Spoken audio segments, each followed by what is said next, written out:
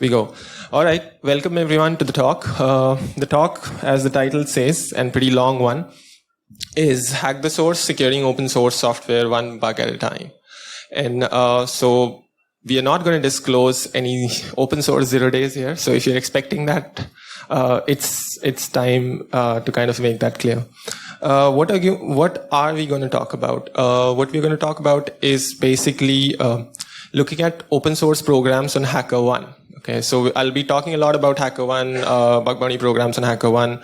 And in the past, we've talked a lot about regular bug bounty programs, wherein we focus on dynamic web apps, dynamic mobile apps, and other assets. But today, I'll be specifically focusing on open source programs and why it's needed, how can we approach it, are there bounties at all or not? So yeah, we'll look into that.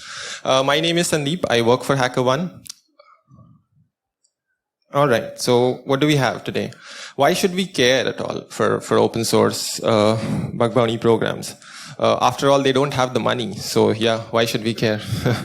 So open source targets that are available on HackerOne to target, and I'll go beyond that as well. It's not just HackerOne, but there are other places as well. You can find open source programs, open source projects where you can use all your skills to kind of, find bugs and kind of report to them. Then once you found your open source targets, how would you approach open source targets? Like what methodologies you can build? Again, in a 30-40 minute talk, I cannot go deep, but I'll give you like a very bird's eye view of what your methodology can look like. You can take that home, build your own workbenches, start building out your methodologies and start focusing on them. And then I'll introduce you to something called Internet Bug Bounty, in short, what is called IBB. I'll talk in detail what that includes, how does that works. So like I said, after all, open source projects don't have money. So we are trying to fix that using Internet Bug Bounty. And how does IBB works? So we'll go into that. This is roughly the agenda for today. All right, so the first question, why should we care?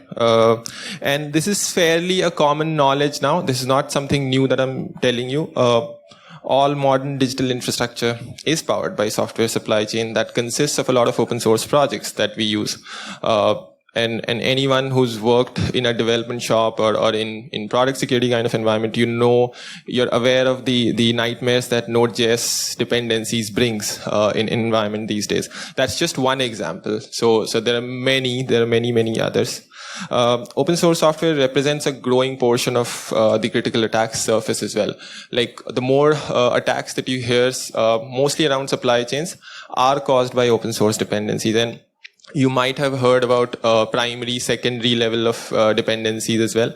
Like your software is relying on a dependency that you can track and kind of, work and fix. But that library that you're relying on might be relying on something else as well. So that's like secondary, I would say, dependency, secondary level of dependencies. And so it keeps becoming pretty complex pretty soon, the moment you start digging into it. And so just as open source software is enhanced through the community, there are like lots and lots of community contributors who make those open source softwares work. I think, and it's pretty kind of understood that community should also play an important role in securing it as well. And like at this conference, most of us are here like, on the offensive side, defensive side, mostly offensive side. So yeah, by finding bugs in open source softwares. And of course, bug bounty programs can help facilitate that whole finding bugs and rewarding bugs thing. All right. So open source targets. So when you go on HackerOne, all you have to do is go to hackerone.com opportunities. You can asset type select by source code. The reason it's source code is all open source softwares will have their source code in public, and you can filter by that. You'll find lots and lots of projects.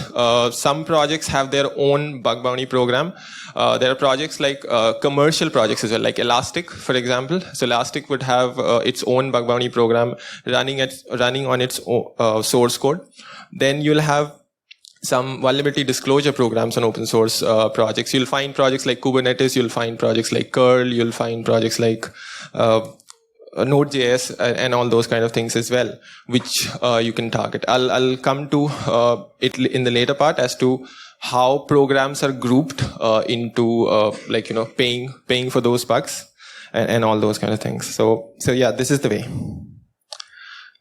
All right. So once you've now this is where we pivot. So doing bug bounty on open source program would be slightly different in terms of you can always start building recon, doing recon, taking recon approaches, going to GitHub advanced searches, looking for PRs, etc.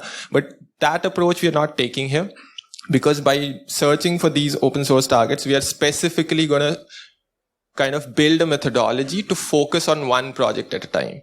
And let's say give a lot of time to one project rather than, hunting for bugs across like the whole open source pool. Let's say go to GitHub and do queries and all that. That we are not going to do. We are going to look at the code base. So from here, we'll kind of move on to a part wherein we'll primarily focus on the source code that we are targeting and what methodology can be built. Okay, anyone here? I think we may have a lot of people who might have already done a lot of code review. Can I get a quick show of hands? How many people have done code reviews? Okay, pretty less. I was about to say pretty lot, but then I stopped. No, there are no questions coming. The talk is not technical at all. So yeah, I will set that middle talk disclaimer.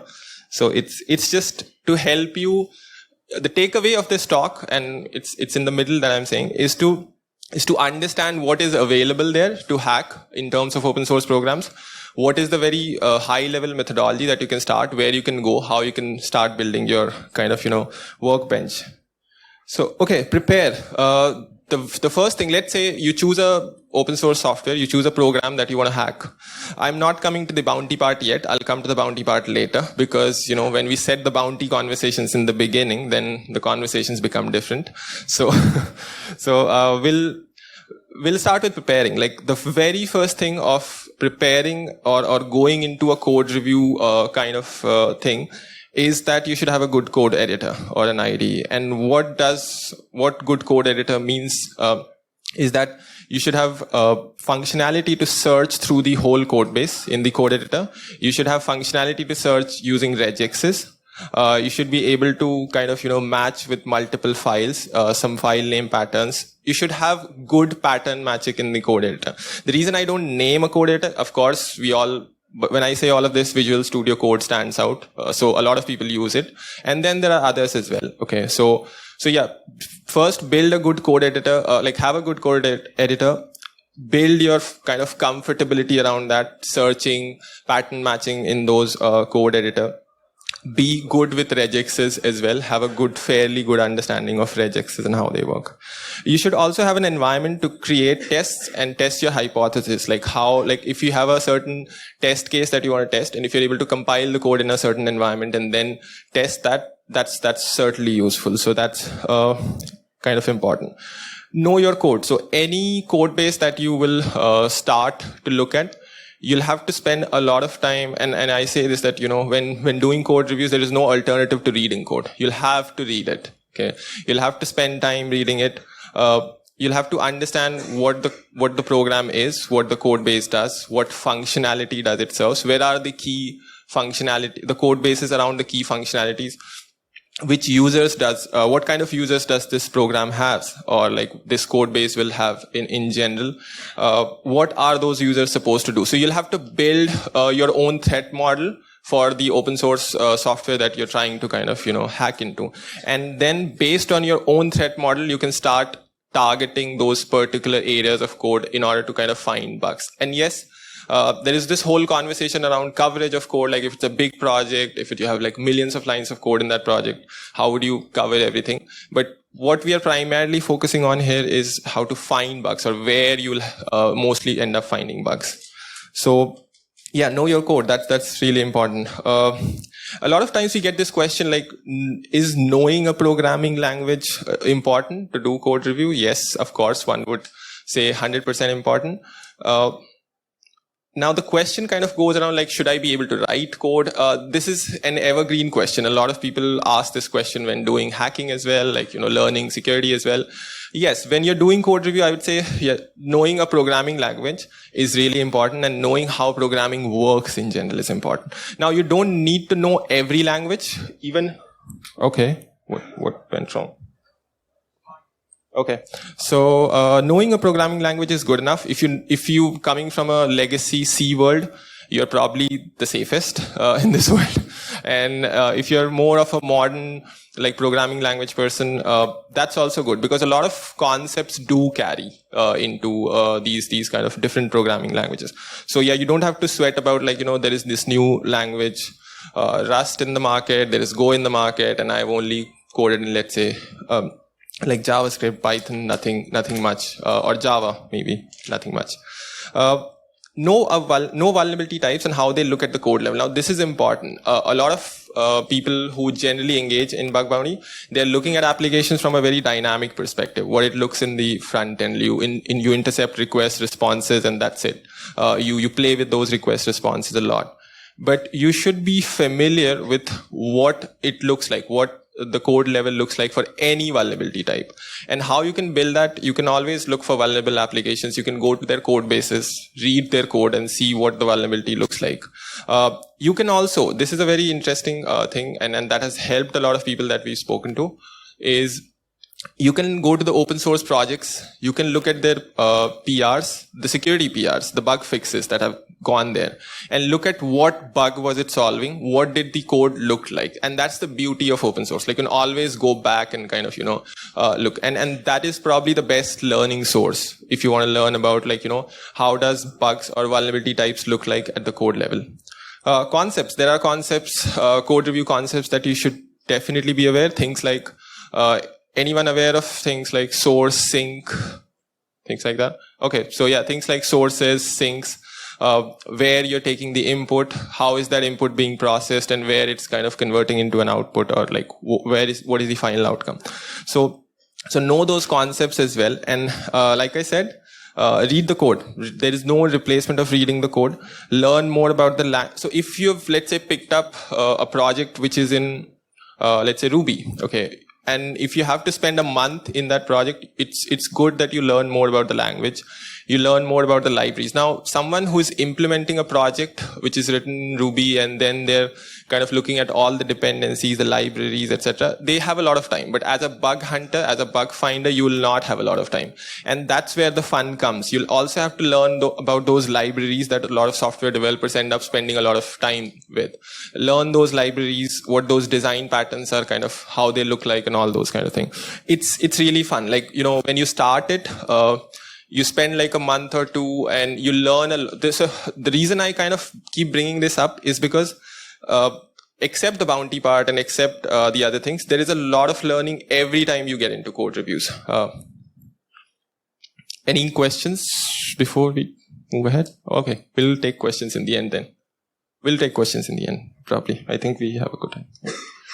Okay, then now this is pretty standard. Like, when we talk about code reviews, there are standard things like static analysis, dynamic analysis, manual code reviews, etc. That's done. But what I'm largely talking about is what we've kind of tested in open source projects that we see on the platform, as to what kind of leads to finding good bugs, okay, or decent bugs. And some people would think that, these open source projects would have a lot of eyes on it already. So, like, would static analysis, things like static analysis, yield anything or lead to anything? They do sometimes, okay? And it's useful when dealing with large code bases. Of course, you'll not be able to read through 400,000 lines of code yourself.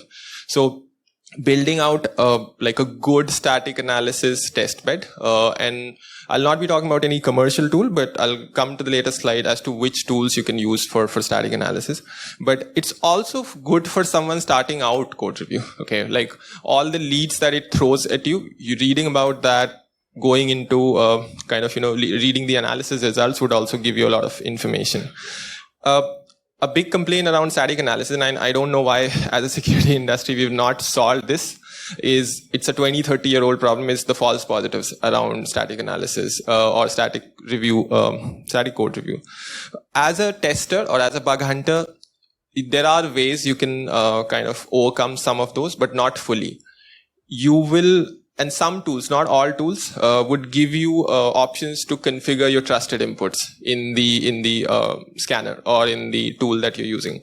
You can always configure your trusted inputs as to this particular piece of code or this particular functionality. Starting from this particular source is not kind of, is a trusted place. Don't give me bugs here.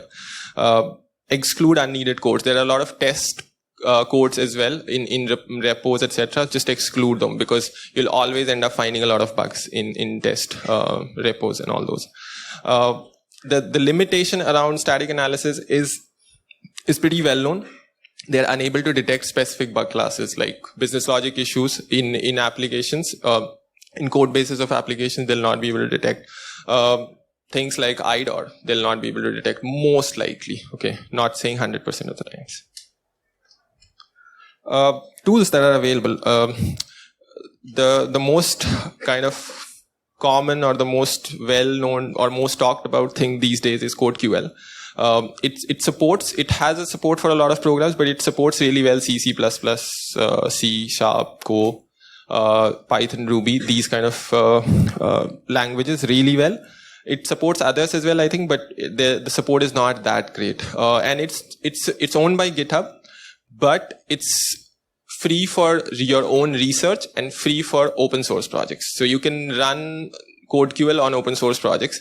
And few of you might be aware, GitHub also runs a bug bounty on CodeQL queries.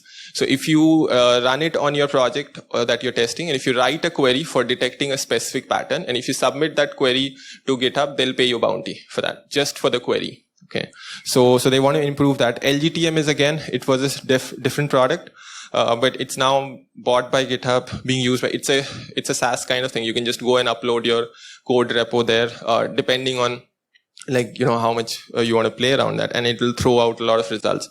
CodeQL and LGTM together are kind of good. LGTM is getting merged into GitHub now, so it's like GitHub code scanning or something like that. There is these are all free, and most, if not open source, I think, no, they're all free to use. Yeah, not all of them are open source. Brakeman, it's pretty good for Ruby. On their website, they also have a documentation around checks, like what checks do they perform. And those are also a good place to kind of, learn as to what issues might occur in Ruby-based projects. Salm, PHP-based. This is a static analyzer. So you'll have to use something called taint analysis, a plugin called taint analysis, or like an option called taint analysis to run security-related checks. A lot of you, or some of you, might be aware of something called find sec bugs.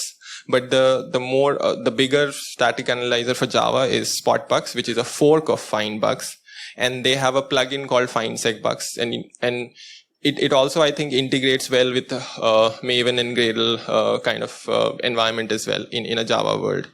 So yeah, Spotbugs works well. CPP check, as the name says, it's C/C++. So you can see it's a pretty good coverage of most of the common languages. There are languages not listed here, but you can start with these. These are free to use. Run these scanners on the projects and analyze the results. Not just that, you ran the scan, you didn't find anything, that's it, I'm going home. No, you'll have to read through what it's throwing at you. Okay, and that's a good knowledge building exercise. Of course, a lot of times it might give you some lead as well as to where, for example, if there is a specific portion of the code or specific functionality where it's throwing a lot of leads, you might want to go and just inspect that whole functionality, read the code base yourself manually. Okay, manual analysis. Scope where you want to focus. Now, the reason I say scope where you want to focus is there would be big projects. You will not be able to read all of the project's source code. So the places, and that's why initially I said build your own threat model, understand what the code base does, which are the major functionalities of the code base, and build your own threat model. Read the code. Once again, I keep saying this all the time. And there is something called targeting code bases based on metadata. You build your own metadata. Okay. there are some, you can do a differential analysis on code bases and find out which are the old parts of the code. You might end up finding something at code bases which are pretty old, or parts of the code which are pretty old. Based on complexity, you can run complexity tests using SonarQube, Matrix++, kind of tools, and you can find, so more, again, no guarantee, but a lot of times complex code is where developers might end up making mistakes. So you could go to places like, find complex codes using complexity tests and go in and manually review them as well. Parts of code written by certain developers, this is a pretty kind of weird thing that I've added, but a lot of folks or bug finders would go and look for history of bugs in a particular project, and they'll see that there would be some contributor or developer whose code, the part of the code that they wrote, has always ends up getting bugs. Okay, because it's open source, it's not a very standardized way of contributing and all that. So they'll target the codes that are written by those developers. So that's also one way you can look at, like, targeting based on metadata. Target based on functionality, again, go to places where authentication part, authorization part is kind of there, exists. Go to specific functionality, upload, download, pretty standard. Places where serialization is happening, deserialization is happening. Those are the places where you can kind of, start from the source, go up to the sync part and see how it kind of goes.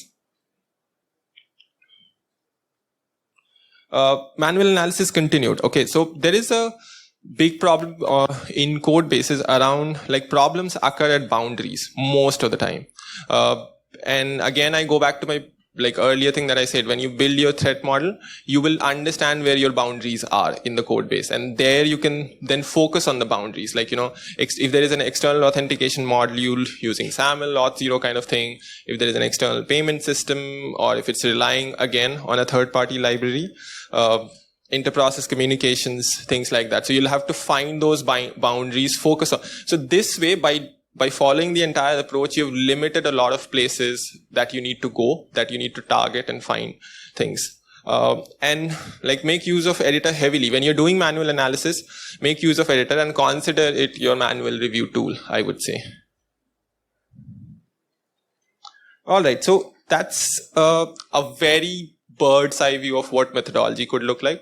It could differ based on language, it could differ based on project, what exists, what doesn't exist, and those kind of things. This is purely from a bug hunting perspective. The methodology could change if you're running a SAST kind of engine in your company. The methodology would change if you're doing, let's say, a coverage-based code review engagement. But this is these open source projects, they exist and they need eyes. Okay, they need more eyes. So the more eyes go and target specific areas, there are chances that there will be people end up finding bugs. Okay, so that brings me to the final part, which is I want to introduce something called Internet Bug Bounty. This is a project that HackerOne sponsors and runs. It's a project to secure shared software components by pooling defenses, okay? And right from discovery to remediation. It's not just about rewarding bug hunters. The way it works is, I'll come to it. This is the page, I'll come to it later, I'll show you. Okay, the way it works is you have open source software, you have a program, an open source software getting enrolled to Internet Bug Bounty. Once they've enrolled to Internet Bug Bounty, there are sponsors, and I'll come to sponsors as well. And using the funds that sponsors provide, if a bug hunter finds a bug on those open source softwares that are enrolled in Internet Bug Bounty, will end up paying a bounty. The 80% bounty goes to the bug hunter, the person who's found the bug, and 20% of every bounty goes to the project maintainers, the project itself, to facilitate the remediation, the efforts around remediation, and all those kind of things. Right now, the launch customers are basically the sponsors. So this is sponsored by 5 companies: Figma, Facebook, TikTok, Elastic, Shopify. The way it works, I'll come to it as well. And the projects, there are 18 projects in scope. There are $500,000 which gets committed every time and that gets consumed. I think so far we've already paid around million plus, or if not million plus, it's roughly around $1 million that we paid. The projects in scope are Electron, Node.js, Nginx, Curl, to name a few. There are others as well. We recently onboarded Apache Foundation after the whole Log4j fiasco as well. So they're there as well. How it works? Okay, so this is how it works. So there would be bug bounty programs for like companies who are using a lot of shared software components which exist in the open source. They'll commit 1% of the bounty that they pay every time to this pool. And that the whole pooling kind of keeps happening, and the funds kind of keep getting added to the Internet Bug Bounty program. And then those funds are used for kind of paying out. Now, the life cycle. You can see there are hackers, there are open source projects, and their supporting partner, the people who are sponsoring. And then there's this whole open source software. Okay, so supporting partners giving money to the pool. Hackers finding bugs in open source projects. You'd need, in order to get rewarded, you need to have an advisory or a CVE or any kind of public advisory from the open source project would work. Once that happens, the Internet Bug Bounty ends up paying both to the open source project and both to the hackers as well. The 80-20 split. Okay. So how it works again. Now this is roughly the life cycle. A vulnerability is discovered in a project. You don't report it to Internet Bug Bounty. You've seen which projects are enrolled in Internet Bug Bounty. You go and work on those projects for a month, 2 months. You find something worth. You report it to the project maintainers. Okay. The project maintainers will then fix it, will acknowledge, triage, remediate, fix everything, and then they'll publish a security advisory. It could be a CV, it could not be a CV. That's absolutely fine. Then once an advisory is published, the finder will claim the reward from IBB. So they'll submit the same bug to Internet Bug Bounty and say that I submitted this bug to this particular software project, and they fixed this bug, and this is part of your program. So I can be rewarded. Then if the reward is for $25,000, the finder gets $20,000 and the project gets rewarded $5,000. And from the partner bounty pool, so this is not very kind of important, but from the partner bounty pool, there are like 50 chunks of $500 that gets deducted every time kind of that happens with this kind of thing. So, yep, that brings me to the end. Some of the takeaways, like I initially said, the major takeaway is there are lots of open source projects that exist on HackerOne. From a bug bounty perspective, there is this whole program called Internet Bug Bounty. This hosts the major softwares that we use in our day-to-day lives. You can find those projects, find bugs, and claim your reward.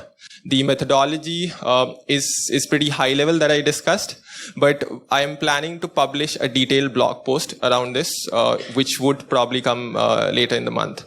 So yeah, with that, I can take any questions.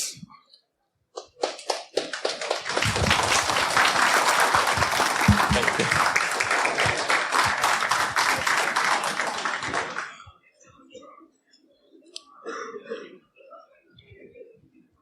You can take this. Just repeat the question if you can hear it. Yeah, you can come.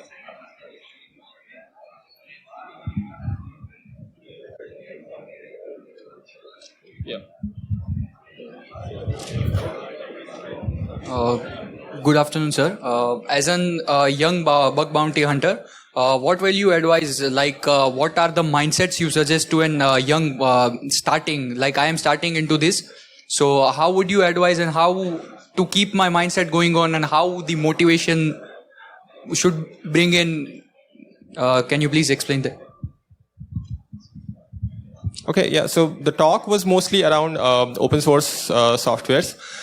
These are pretty hardened, I would say. So you should not start your bug bounty journey with open source software. If you're already a kind of an experienced bug bounty hunter, then I would say you can start, pivoting into the open source softwares, read code, understand code and kind of, build your experience around that. But if you're just starting out, the thing is, you'll first have to get your concepts right. Okay, so spend a lot of time building your fundamental skills, concepts. You don't have to really go and start doing bug hunting immediately, but if you have all the fundamentals and if you're confident that now you're in a good position to find bugs in things, go and start looking at vulnerable applications. How comfortable are you in finding bugs at deliberately vulnerable applications? If you think you're doing good there, then you start going into easy programs, like, which are not looked at really, like which don't have a lot of engagement.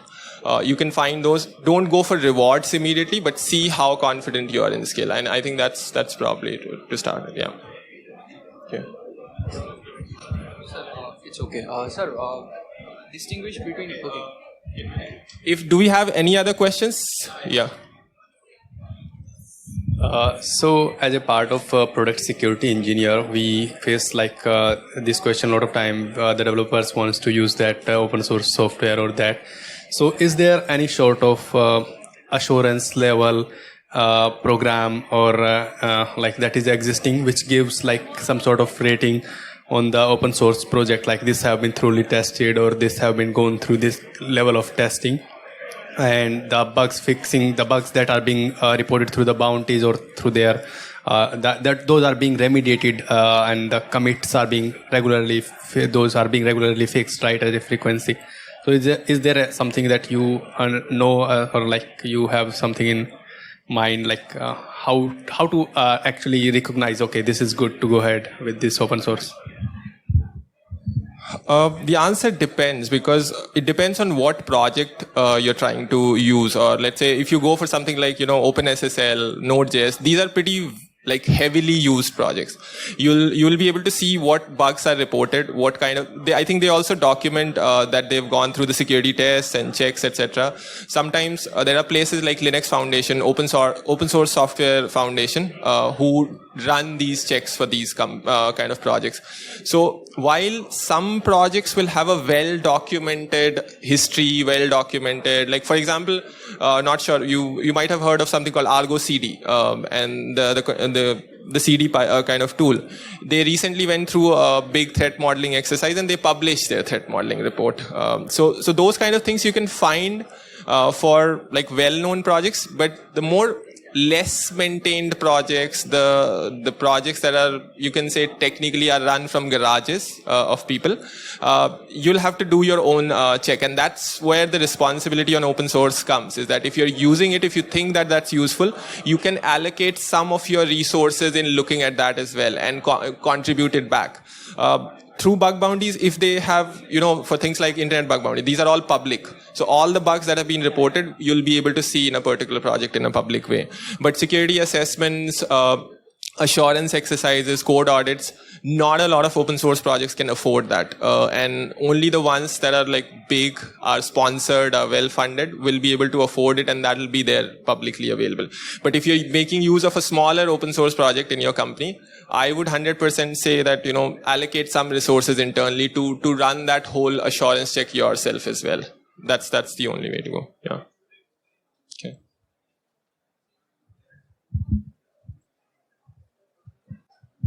Hi, Sandeep. Actually, I have a query regarding, let's assume you have an application which is using a well-known open source software, but the situation is that you reported a bug to the maintainers, but maintainers are not responding. And until they respond to your PR or whatever the bug you have reported, you won't be able to approach the HackerOne for the bounty itself. So is there any way around, if the maintainers are not responding, you can approach to you guys and then probably get that thing fixed?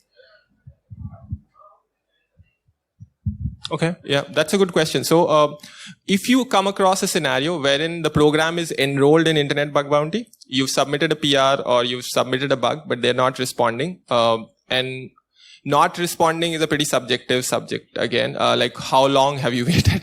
But I would say roughly, 30 days, 90 days is the max. 90 days you can wait, at least for a response.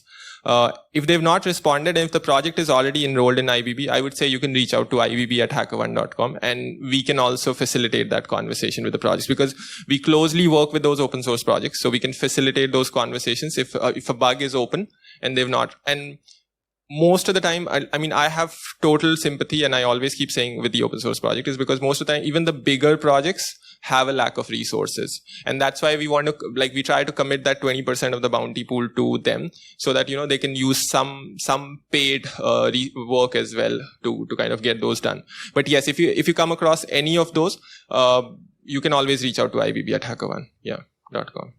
Okay. All right. Okay.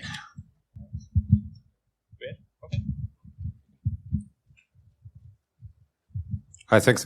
I was wondering, we all know open source has problems with financing anyway, so the split is nice, but what stops open source being motivated to continue to write secure software if they could actually get more financing from the 80-20 split than they usually get?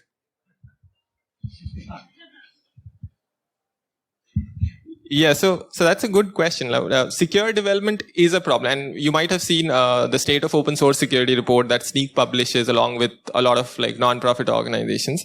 And state of secure development is a problem in open source as well. But state of secure development is a problem everywhere. Okay, so it's I would say I'll not be there is no discrimination. I think it's roughly the same. Like any secure development problem that you see everywhere else inside closed organizations as well, the problem would be higher for open source is because they don't have a standardized way of working. Okay, like in organizations, you can enforce random things, you can enforce random policies, you can enforce developers to work in a certain way, you can train your developers.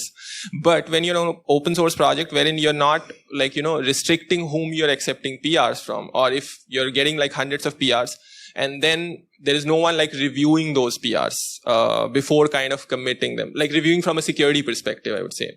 So we a year ago we kind of we did a discovery exercise on a project wherein we started kind of putting a lot of open source projects, creating CI/CD pipelines for open source projects. Okay, wherein we can implement some basic SaaS checks using GitHub Actions or things like that to at least have that basic standard. And I would say for open source projects, even if most of them have that basic CI/CD checks that can be implemented, that'll be a good enough state to look at for now. And then once we are there, we can look at something else. But the problem is because there is a lot less control over who kind of commits code, who they are, how they've learned coding. In companies, you can enforce a lot of secure development standards to people. But open source projects is difficult. Some projects do a good job in terms of reviewing those PRs and kind of really getting what is coming in. And they constantly review the whole code base as well and do all those kind of things. But that's the problem. While I've talked about IBB, but IBB also covers the most large scale projects. The small scale projects are not covered. As part of IBB, we've had conversations with hundreds of projects. And one of the things that we see is that they don't find it more to start with valuable, because they think that the moment we say that we'll pay you bounties for finding bugs, they are already overwhelmed. They already are short staffed. They'll start to get more bugs and they'll not be able to fix those. Okay. So that's why they're reluctant of coming into programs like IBB to start with as well. So yeah, I think just we are doing something for bug bounty on open source. I think similarly, there should be initiatives, or there can be more initiatives to push secure development at the same time as well. I'm a big fan myself of that. So yeah, I think. Yeah, you can say. Especially from the financing side, how should they be more if my open source is secure, what benefit do I have to go into your program if I don't get any additional financing, but just as you said, more tickets? So, sorry? Okay, so the question to repeat is that what benefits as an open source project do I have if my project is secure enough, if I'm following secure development standards and all those kind of things? To be honest, like we keep saying, if the project is pretty confident that I have followed secure development standards, then there would automatically be less bugs. they'll not be bothered about those. Okay. But there would be bugs which would, if something has really passed the cycle of secure development and still that bug is discovered, that is something they really, really want to see. So the value of the bug kind of increases, the volume drops. So if you're really confident that, you've gone through secure development, the volume of bugs will definitely drop, but the value will increase. Okay. And yeah, that's, I think they'll not be overwhelmed for sure. And we've gone through this with a lot of projects. They don't get overwhelmed, but even like one bug they've received in 3 months or 4 months, that is something that they'll like to jump on immediately. And that could feed into their secure development practice as well. Like what did they miss or where did they miss to kind of, yeah. Okay. Any final question? Okay, we are on time as well, so we'll wrap it up. Thank you so much for staying, and it's lunch. So yeah, have a good lunch. Thank you.